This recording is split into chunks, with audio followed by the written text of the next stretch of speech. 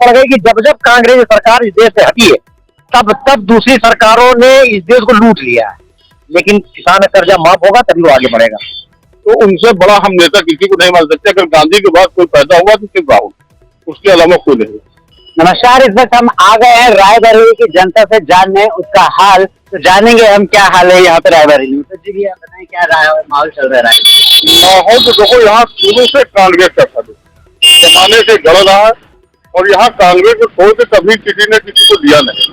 एक बार इंदिरा गांधी थी यहाँ पर, हारी थी 77 में, बहुत पछतावा हुआ था यहाँ की जनता को। और दोबारा उसके बाद कभी भी कांग्रेस को छोड़ के गवर्नमेंट बने या न बने वो अपनी जगह पर है, लेकिन यहाँ पर कांग्रेस को छोड़कर किसी और को पब्लिक नहीं चाहेगी। तो लेकिन अगर यहीं पे कुछ पब्लिक की बात की जाए तो वो कहते हैं कि कांग्रेस का दल जरूर है लेकिन वो कभी जमीन में उतर के लोगों से बातचीत करने के लिए नहीं आते। वहीं पे जो बीजेपी के नेता है वो जमीन से उतर के लोगों को टच में रहते हैं। तो इस बारे में क्या कहना है? बीजेपी के लोग कभी किसी का काम आज तक किए नहीं, न कभी करते।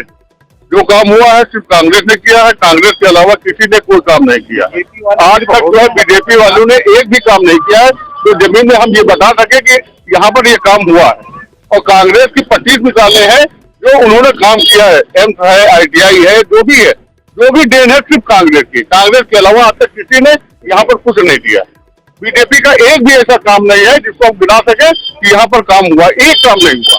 जैसे इसको कांग्रेस का गढ़ माना जाता है, इसको कांग्रेस का गढ़ माना जाता है रायबरेली सीट को। और लेकिन प्रदेश में सरकार उत्तर प्रदेश की है, तो प्रदेश में सरकार बीजेपी की योगी आदित्यनाथ की है। तो जब भी अभी कोई ऐसी योजना आती है तो क्या कभी ऐसा लगता है कि रायबरेली के लिए भी उतनी ही आई है जितनी प्रदेश के अदर जिले के लिए आई है, या फिर रायबरेली कुछ अछूता रह जाता है? अगर यहाँ रायबरेली में सौतेला व्यवहार रहा है, चाहे मायावती का शासन रहा हो तो यहाँ सौतेला व्यवहार रहा, बराबर लाइट करती थी जब तक उनकी गवर्नमेंट थी। कोई भी प्रदेश में सरकार रही हो, अगर कांग्रेस के आदर्श में रही है तो हरदम सौतेला व्यवहार हुआ है। कहा यहाँ पर कोई स्कीम पूरी बराबर नहीं दी गई है। उन्होंने बहुत कुछ किया है। सौतेला व्यवहार होने के बावजूद भी 30 साल से कांग्रेस सरकार यूपी में ना होने के बावजूद भी जितना बन पड़ा है सोनिया से, उसके पहले इंदिरा गांधी से, तब से इन्हीं के अलावा और किसी ने रायबरेली में कुछ नहीं किया। एक सड़क, एक छोटी सी पुलिया, कुछ नहीं हुआ। आज जो हमारा रायबरेली शहर और अमेठी जिला, रायबरेली जिला जो सब जो है मतलब हरा भरा है, उसकी एक ही देन है शारदा नहर। शारदा नहर जब से आया है तब से यहाँ की खेती होने लगी है, किसानों में सुधार हुआ है। जब किसान सुधरा तो शहर का सुधार हुआ। ITI आई, उसके बाद शहर में कोई निजार करने लगी, तनख्वाह बढ़ेगी। एक शहर में मोदी लहर है, तो उसमें क्या लगता है कि रायबरेली में लहर का क्या असर यही होने वाला है कि 10 साल में उन्होंने जो सड़कें बनी तो उनको भी खुलवा दिए। एम्स बना था, यहाँ से आधा एम्स उठा ले गए। एक रिंग रोड का प्रोजेक्ट पिछले 10 साल से फंसा हुआ है, 4 ठेकेदार आए, आज तक उसको कुछ बनवाने का नंबर नहीं आया। रिंग रोड बनना था जिससे आने जाने वाले लोगों को बड़े आराम होता और बड़ी बड़ी फैक्ट्रियां लगती। मिंट पार्क आज भी बना पड़ा हुआ है हरचंदपुर ब्लॉक में, हरचंदपुर गांव में, लखनऊ है, इलाहाबाद हाईवे से।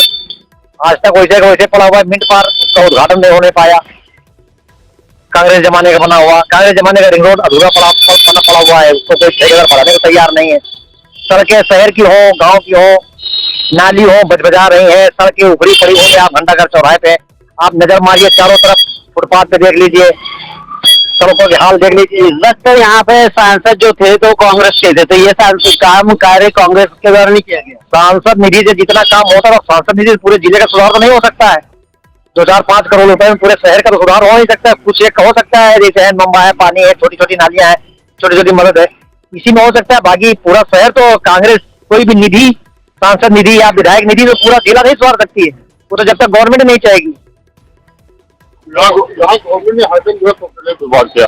और सबसे बड़ी चीज है, हमने अपनी लाइफ में ये चीज अनमाया है कि बीजेपी गवर्नमेंट जब भी आई है, अटल जी की रही है 5 साल, उसमें भी जो है बिजनेस पर बड़ा नुकसान हुआ, पब्लिक में पैसा गैप हुआ। अटल जी की गवर्नमेंट के बाद 2004 में जो है मनमोहन सिंह बने, और मनमोहन सिंह के बाद इतना पैसा आया है कि लोग मकान, दुकान, घर, हर व्यक्ति के जेब में पैसा था। लेकिन 14 में जब चले गए हैं, उसके बाद से जब से मोदी आए हैं, हर व्यक्ति की जेब से पैसा खाली हो गया, घरों से पैसा खाली हो गया, मार्केट से पैसा चला गया, बिजनेस पर बड़ा नुकसान हुआ। जो है कि मोबाइल पहले मोबाइल में इनकमिंग सुविधा हमेशा रहती थी, आपके पास पैसा है नहीं है, 5 रुपए है, किसी गरीब आदमी के पास 5 रुपए रिचार्ज किया और उसने उठा करके बात कर लिया। अब अगर आप मोबाइल में 200 रुपए रिचार्ज नहीं करवाते, आपका मोबाइल मर जाएगा। 200 रुपए महीने तो यही हो गए कि 200 रुपए महीने ये चले गए, महीने चले गए, खर्चा हो गया है। गांव के ये हालात है कि गांव में बिजली लोग गरीब आदमी दरवाजे पे खंभे बल्ब टांग लेते थे, उसी से अपना काम चला लेते थे। फ्री बिजली, फ्री मीटर लगा देंगे, फ्री मीटर लगा देंगे, फ्री मीटर सबके वहां लगा दिया। अब वो कम से कम 5 रुपए महीना गांव का एक आदमी बिजली का बिल भर रहा। पहले क्या था, गांव में बिजली है, बल्ब लगा हुआ, दरवाजे आदमी अपना काम कर लेता था, 100 रुपए महीने में काम चल जाता था। 5 रुपए महीने उसको देने देना है, चले ना चले। अब वो परेशान है बेचारा, गाँव पहुंच जाएगा। इसको आप विकास के तौर पर नहीं देखते, जहाँ पे इसको बिनार के तौर पर देखते। पैसा देने का काम सरकार ने नहीं किया, पैसा लेने का काम किया कि 200 रुपए मोबाइल से ले लो, 5 रुपए बिजली के बिल से ले लो, 5 किलो राशन पकड़ा दो, 100 रुपए का राशन पकड़ा दो, 5 रुपए का बिजली का बिल ले लो, 200 रुपए मोबाइल का पैसा ले लो। और डीजल से कितना पैसा डीजल में जा रहा है, वो अगर मोटरसाइकिल ले लो 40-50 रुपए लीटर महीना तेल दे दो। सिलेंडर है 450 रुपए का था, सीधा 1200-1300 पहुंचा दिया जो है। ये पता नहीं इनकी कौन सी नीतियां है कि सिवाय गरीब जनता मरने के अलावा कभी जो है इन्होंने फायदा नहीं किया गरीब जनता का। और कांग्रेस की जब जब गवर्नमेंट आई है, इसका आप इतिहास उठा के देख लें, पब्लिक के जेब में पैसा था। और इनकी जब बीजेपी की गवर्नमेंट जब जब बनी है, कभी किसी पब्लिक के जेब में पैसा नहीं था, हर पब्लिक के पैसा गायब हुआ है। बीजेपी की जब जब आई, चाहे अटल जी की रही हो, चाहे 10 साल मोदी की रही हो, इनकी जो भी नीतियां थी वो पैसा जो समय लिया। और कांग्रेस की जो भी नीतियां थी, चाहे जितना वो भ्रष्ट रहे हो, खराब रहे हो, उन्होंने, और नेता तो हर नेता जो है अपनी, हाँ, लेकिन वो अपने खाने के साथ साथ जनता का भी ध्यान देते। बीजेपी के लोग कभी जनता के ध्यान नहीं देते थे। वो आज भी है, बीजेपी के अच्छे अच्छे लीडर जो है कहीं पर कोई काम नहीं करा पाते, उनकी कोई सुनी नहीं जाती। कांग्रेस के रुजू में आम पब्लिक की सुनी जाती थी। विकास के तौर पर लगातार रोड के निर्माण की बात कर रहे हैं, तो देश भर में नितिन गडकरी जी के बारे में क्या राय है? ये सारी स्कीमें देखो मनमोहन जी की थी, और नितिन गडकरी तो प्राइवेट रुजू में चला गया, तो हाईवे तो बनना है, विकास तो होगा ही। लेकिन जो विकास मनमोहन के समय पूरा पैराग्राफ बनाया गया था कि नहीं, हम इसको बहुत लंबा जाल बिछाएंगे, वो जाल लिए लोग नहीं बिछा पाए। इन्होंने जो भी किया सब फसलेबाजी में ही किया जो है। उस तरह जो मनमोहन सिंह का जो, और हम इतने दिन में जो है सबसे बेस्ट और अच्छा प्रधानमंत्री जो है मनमोहन सिंह को लाइक करते हैं। बिजनेस के हिसाब से, आम पब्लिक की जनता की जेब में पैसा जाने के हिसाब से, हर चीज में उनकी जो भी स्कीमें थी वो आम स्कीम जो है पब्लिक की जेब में पैसा जाता था। और इनकी जो स्कीमें है, इनकी स्कीम में किसी भी जनता के जेब में पैसा नहीं जाता है, सिवाय समय लेने के अलावा। इस वक्त देश भर में दावा किया जा रहा है कि मोदी 400 के पार जाएंगे, तो क्या लग रहा है आपको? देश भर में माहौल देखते हुए क्या, कितने 542 में से 400 घटा दीजिए, उतनी सीटें मिल रही बीजेपी को। 142 के आसपास, 140-42 के आसपास इनको मिल रही है। और हमें तो शायद, मेरा जो आंकड़ा है, अगर कहता है, हम भी बहुत दिन से राजनीति 30 साल से मतलब बातचीत करते रहते, देखते रहते, पूरी दुनिया भर की मीडिया देखते हैं, हमारा अपना निजी आंकड़ा जो है शायद सही हो जाए मेरी बात। ये सन 84 वाले मैटर पे जा रहे हैं, जहाँ पे इनको कहीं 4 सीट न बचे। अभी यूपी में कौन सी सीटें जीतेंगे ये कंफर्म नहीं है। शायद लखनऊ और बनारस के अलावा हमें लगता नहीं है कि यूपी में कोई सीट जीत पाएंगे। सारी सीटें फंसी हुई। यूपी का अगर आप देखें तो यूपी में 78 सीटें थी जो है, और अपनी उम्मीद से 80 मिलेंगी। एससी, मुस्लिम, ठाकुर, ब्राह्मण, सब आदमी खर्चे से परेशान है, महंगाई से परेशान है, तो सब ने एक मुश्त होकर के वोट दिया और लोग डरे हुए हैं। इस अभी राहुल गांधी जी आए थे, उन्होंने कहा था हर बेरोजगार को मैं जॉब दूंगा, तो और जब पब्लिक से पूछा गया तो उन्होंने कहा कि ये संभव ही नहीं है। तो इस बारे में क्या कहते? संभव है, ऐसे आसार पैदा किए जाते, जैसे बड़ा सा कारखाना, हर जिले में कारखाना लग जाए बड़ा सा, तो 4-6 हजार लड़के जाएंगे काम करने के लिए, फिर वो कहीं और जाके दुकान खोलेंगे तो उनका काम चलेगा। एक फैक्ट्री लग जाने से, जैसे कि मिसाल के तौर पर अभी रेल कोच कारखाना लगा हुआ है, कम से कम इस वक्त वहाँ पे 500 दुकानें खुल गई हैं, सैकड़ों मार्केटें बन गई।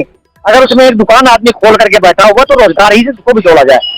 वहां से आदमी कुछ खरीदेगा, फिर वहां से कहीं और जाएगा पैसा, फिर कोई दूसरा काम करेगा।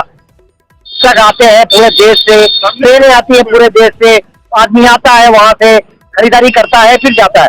जैसे रायबरेली की मिसाल, जब ITI में तनख्वाह बढ़ती थी, फिर मैं इस बात दोहराता हूँ, ITI में जब तनख्वाह बढ़ने का टाइम आता था तो रायबरेली के व्यापारी इंतजार करता था कि आज हमारे रायबरेली में 20 साल पहले बात बता रहे, कम से कम 2 करोड़ रुपए एक दिन में खरीदारी होगी, यहाँ पे होती थी एक दिन में। तो पूरा रायबरेली का व्यापारी सिर्फ ITI के ऊपर डिपेंड था। आज उस ITI को वाजपेयी की सरकार ने उसको गरक कर दिया, और ये सरकार जो उसको नेस्तो नाबूद कर दिया है। कांग्रेस एक और जातिगत जनगणना का मुद्दा लेके चल रही है, इसके बारे में बिना इसके इसको कहते हैं एक्सरे। बिना एक्सरे के देश का अब कुछ नहीं हो सकता है। जब तक एक्सरे नहीं होगा अब इस देश का कुछ नहीं हो सकता। बिना एक्सरे किए कुछ नहीं हो सकता है। और ये आखिर एक्सरे की जरूरत पड़ क्यों गई, इसकी कोई वजह नहीं? इसलिए पड़ गई कि जब जब कांग्रेस सरकार इस देश से हटी है तब दूसरी सरकारों ने इस देश को लूट लिया है, खसोट लिया है, नोच लिया है, उसको जो भी कहे जेब कतरा कर लिया है।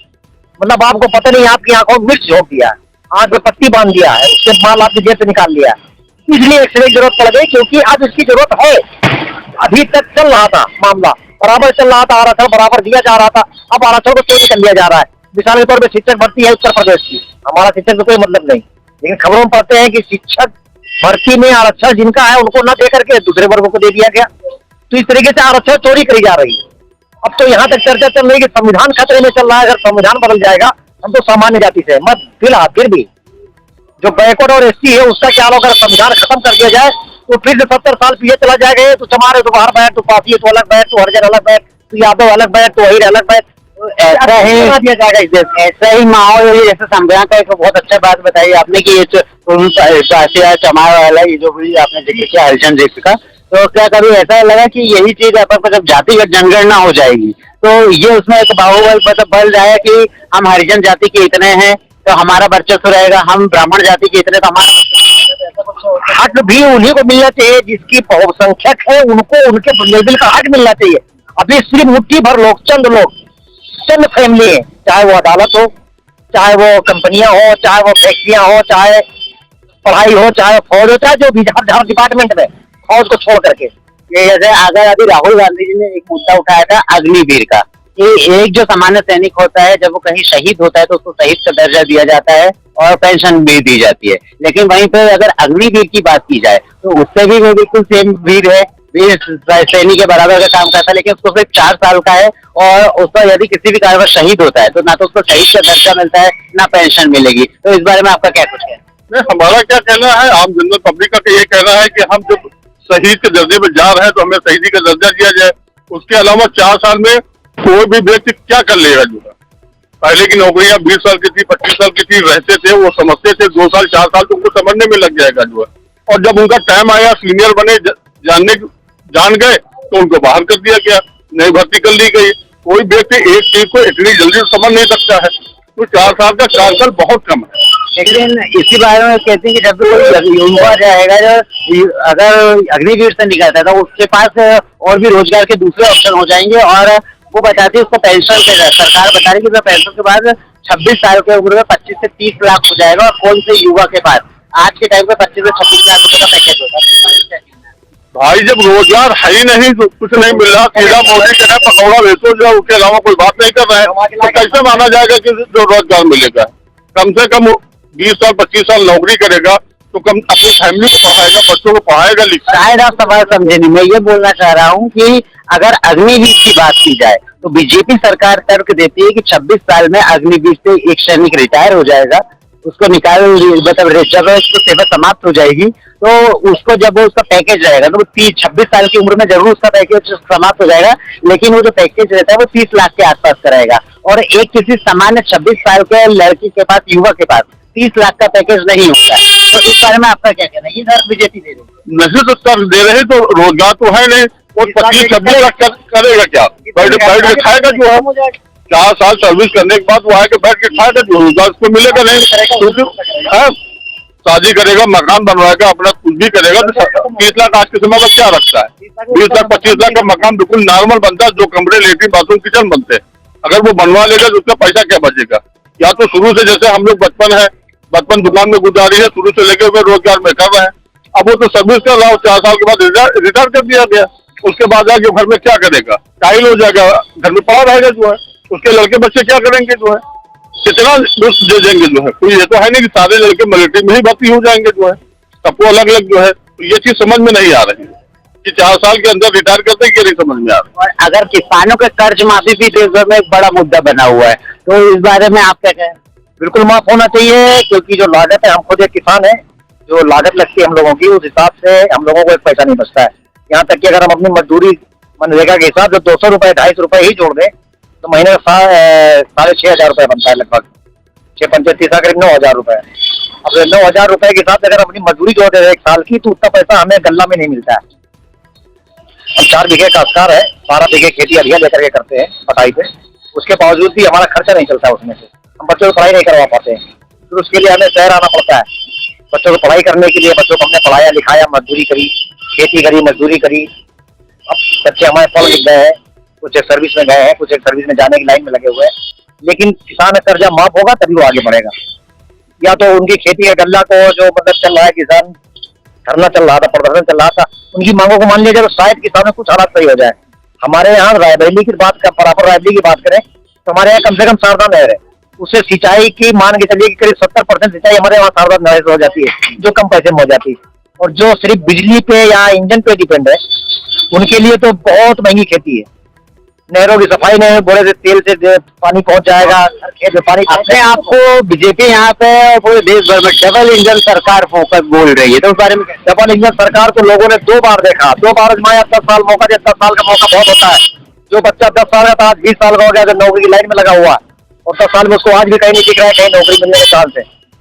पर्चे लीक हो जाते हैं, कोई फार्म भरते हैं, 500 नौकरी 5000 नौकरी निकलेगी, 50 लाख फार्म भरा जाएगा, बाद में सारा पैसा सरकार अंदर कर लेती है, अरबों खरबों रुपए। उसके बाद बता दिया दोबारा करेंगे, दोबारा फिर बच्चा तैयारी करे, तब तक पता 22 साल, आपके पास 5 साल और उनको दे दिया जाए तो सरकार 20 साल का अगले बार 25 साल का हो जाएगा। तो जो 25 साल का हो चुका है अगले बार 30 साल का हो जाएगा, नौकरी से गया।